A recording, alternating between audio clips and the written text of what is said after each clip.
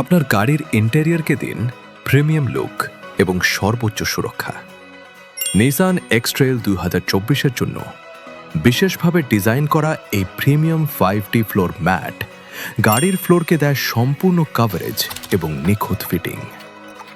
ফলে আপনার গাড়ির অরিজিনাল ফ্লোর থাকে নিরাপদ এবং দীর্ঘস্থায়ী।